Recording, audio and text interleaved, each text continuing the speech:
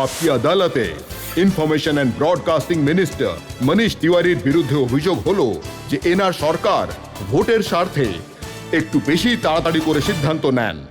যবে থেকে এই ফুড সিকিউরিটি বিল এসেছে অর্ডিন্যান্স হিসেবে, তখন থেকে মনে হচ্ছে যে নির্বাচন খুব দ্রুত হতে চলেছে। যতটুকু নির্বাচনের প্রশ্ন, নির্বাচন মে 2014তেই হবে। এমন দল আছে যারা আপনাদের ভোট দিচ্ছে, আপনাদের সমর্থন করছে, মুলায়ম সিং যাদবের মতো মানুষ, তাদেরও এই বিষয়ে অসুবিধে আছে।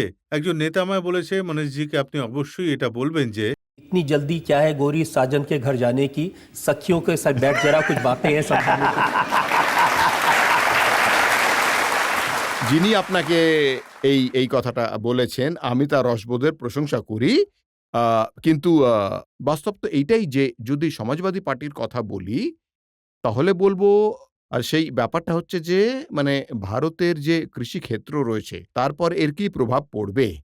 কিন্তু কৃষি মন্ত্রকের মন্ত্রী সার্বজনিকভাবে এবং এমনিতেও খুবই মানে ব্যাপকভাবে এই কথাটা পরিষ্কার করে দিয়েছেন যে এই দেশে খাদ্যশস্যের যে ভাণ্ডার আছে এবং খাদ্যশস্যের ভাণ্ডার বলা হয় সেটাকে কার্যকর করার জন্য, এবং যদি কখনো ঈশ্বর না করেন কোনো বছর কোনো রকম প্রাকৃতিক দুর্যোগ এসে যায়, দুর্ভিক্ষ আসে, তাহলে এই দেশে যেভাবে মজুদ রয়েছে সবকিছু, আমি এটা মনে করি যে আমরা মানুষকে যে প্রতিশ্রুতি দিয়েছি সেই প্রতিশ্রুতি আমরা পুরোপুরিভাবে রাখতে দুটো পারব। মূল আপত্তি আছে। কিছু মানুষ বলছে যে আমাদের দেশে এই ধরনের আইন এই কারণে প্রয়োজন নেই, কারণ খাদ্যের অভাবে মানুষের মৃত্যুর সংখ্যা মাত্র 4%, কিন্তু 40% মানুষ অপুষ্টির শিকার।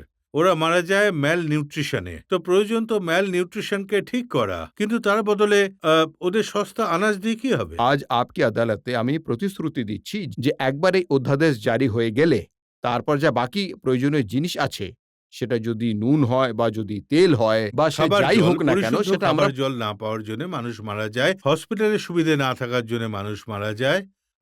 যে ফিগার আমার কাছে আছে, প্রতিটি তৃতীয় গর্ভবতী মহিলা পর্যাপ্ত আহার না পাওয়ার কারণে রক্তাল্পতায় ভোগে। যদি শিশুদের কথা বলি, তাহলে আমাদের দেশে ইউনিসেফের পরিসংখ্যান অনুযায়ী প্রতি ঘন্টায় 180টি শিশু অপুষ্টির কারণে মৃত্যুর শিকার হয়। আপনার কথা সঠিক। আমি এ বিষয়ে কি বলবো?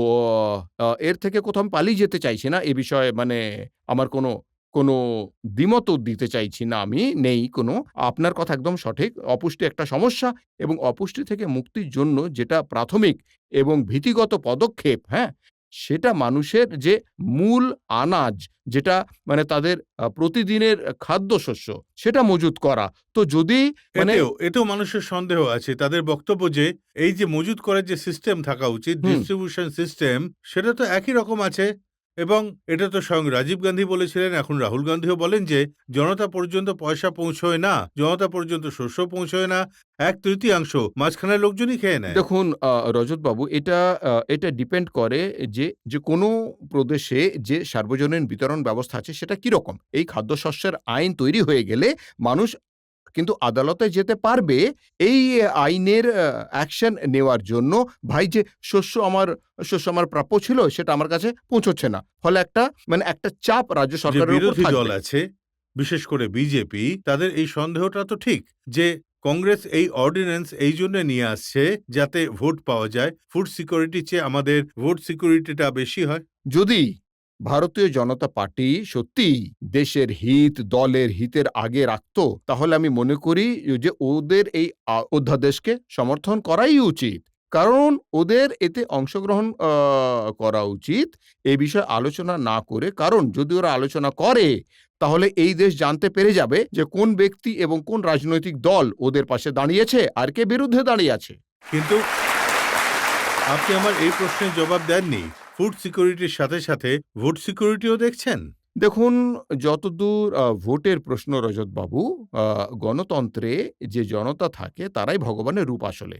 এবং যখন 2014 আসবে, যা জনতা সিদ্ধান্ত নেবে আমরা সেটাই স্বীকার করে নেব। আর যদি আমাদের আরেকবার সুযোগ দেয় সরকার বানানোর, তো আমরা সরকার বানাবো, যে প্রতিশ্রুতি দিয়েছি সেগুলো পুরো করব। আর যদি অন্য কাউকে সুযোগ দেয় তো আমরা তাদের ইতিবাচক সমর্থন করব। এটাই তো গণতন্ত্রের চক্র, ঘুরতেই থাকে। আমি মাননীয় মহাশয়কে একটি প্রশ্ন করতে চাই। আমি উত্তরাখণ্ডের মেয়ে এবং আমি গ্রাউন্ড রিয়ালিটিটা খুব ভালো করেই জানি। তো আমরা যদি মনরেগার কথা বলি, তো ওখানে যত টাকা তাদের অ্যাকাউন্টে জমা করা হয় তাতে যাদের যাদের নাম আছে, যাদের নাম লিস্টে লেখা আছে, পরে জানা যায় যে তাদের মধ্যে অর্ধেক তো এখন পৃথিবীতেই আর নেই, কিন্তু এখনো তাদের নাম দিয়ে মনরেগা স্কিম চলছে আর ওদের অ্যাকাউন্টে এখনো টাকা জমা দেওয়া হচ্ছে, আর সেই টাকার অর্ধেক অংশ যে মাঝখানের ব্যক্তি আছেন তার কাছেই যাচ্ছে। তো এই ব্যাপারে আপনার কি মতামত? মনরেগা স্কিম কতখানি সফল হতে পেরেছে? মনরেগার যে টাকা পয়সা যে বিতরণ সেটা করা হয় সেই গ্রামের পঞ্চায়েতের মাধ্যমে। এখন যদি সেই মানে কোনো গ্রামে বা যে অঞ্চল থেকে আপনি আসছেন সেখানে যদি এই ধরনের লোক থাকে যারা গরিবদের টাকাও মেরে দেয়, তাহলে অবশ্যই তাদের বিরুদ্ধেও অ্যাকশন নেওয়া দেখুন, হবে। এটাই হ্যাঁ। ভয় ফুড সিকিউরিটি নিয়েও। এই শস্য মানুষের কাছে পৌঁছবে কি পৌঁছবে না সেই নিয়ে মানুষের মনে সন্দেহ। দেখুন আপনার কথাটা একদম সত্যি রজতবাবু, যে লাস্ট মাইল থাকে। যখন যে কোনো সরকারের স্কিম সরকার শুরু করে আর তা মানুষের কাছে পৌঁছয়, তখন মাঝপথেই অনেক জায়গায় চুরি হয়ে যায়। এবং আজ যেটা সবথেকে বড় সমস্যা এই দেশের সামনে, সেটা শুধু আমাদের সামনে নয়, সব রাজনৈতিক দলের প্রতিটা প্রশাসকের সামনে, যে এই যে লাস্ট মাইল এটা কিভাবে ঠিক করা যায়। এবং এই দেখুন, জন্য যে 1,25,000 কোটির মধ্যে জনতার হ্যাঁ, কাছে সেটা শুধু ঠিক। 25,000 কোটি পৌঁছবে। 1,00,000 সেই কোটি তো সেই- উবেই সেই- যাবে না, শুধু মাঝখানে। সেই জন্যই না, সেই জন্যই যে অন্য স্কিমটা সরকার শুরু করেছে, ডিরেক্ট বেনিফিটস ট্রান্সফার।